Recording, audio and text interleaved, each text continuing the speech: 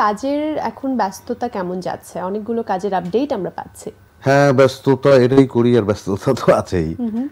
Everyday shooting করতে হচ্ছে। সেই যে শুরু করেছিলেন অতিথি দিয়ে, আপনি প্রথম টেলিভিশন নাটকের নাম অতিথি, যেটি 1999 সালে সম্ভবত প্রচারিত হয়েছিল। সেই 99 এর অতিথি থেকে শুরু করে অতিথি হয়ে যে এলেন এই অঙ্গনে, তারপর থেকে কিন্তু যাত্রা চলছে তো চলছেই।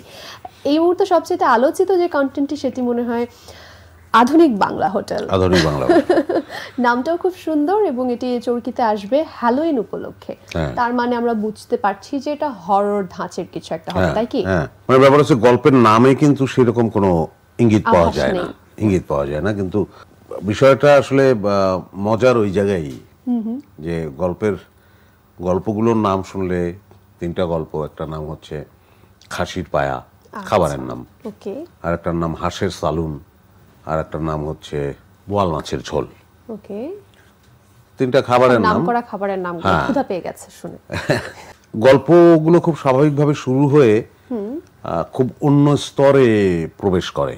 স্তরটা আমরা সবাই জানি না, বা যেই জায়গাগুলোকে আমরা খুব একটা স্পর্শও করি না, মানে সেই ভয়ের জায়গা, সেই ভূতের জায়গা বা অশরীরীর জায়গা, যার সঙ্গে আমাদের নিয়মিত যোগাযোগ নাই, কিন্তু আমরা ভয় পাই, আবার সেই ভূতের গল্প পছন্দ করি, এবং সেই কারণে সেই ধরনের গল্প করতে আমরা সাহস পাই। আলাদা আলাদা গল্প নিয়ে তিনটাতে আপনি আছেন? তিনটাতেই আমি।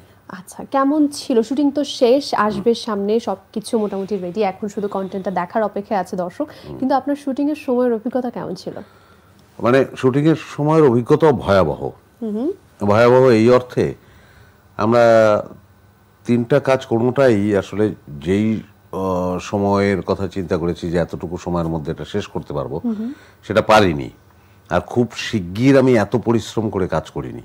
আচ্ছা, অলমোস্ট সবাই, শুধু আমি একা না, একদম প্রত্যেকেই। মানে চ্যালেঞ্জিং ছিল শুটিং সময়টা? মানে চ্যালেঞ্জিং কি, মানে পরিশ্রমটা করা হয়েছে আর কি, একদম যে প্রায় ভোর পর্যন্ত শুটিং করতে হয়েছে। সব কাজই তো অভিনয়ের ক্ষেত্রে খুব পরিশ্রম দিয়ে করতে হয়, কিন্তু মনে হচ্ছে যে আপনি যেহেতু বলছেন যেটা করতে কষ্ট হয়ে গেছে, তাহলে একটু কি শারীরিক পরিশ্রমের জায়গাটা কেন আলাদা ছিল, বেশি ছিল কেন? বেশি ছিল হচ্ছে যে একটানাই রাত জেগে কাজ করেছি, এরকম আমি আমার মনে হয় যে আমার এই অ্যাক্টিং ক্যারিয়ারে কখনোই করি নাই।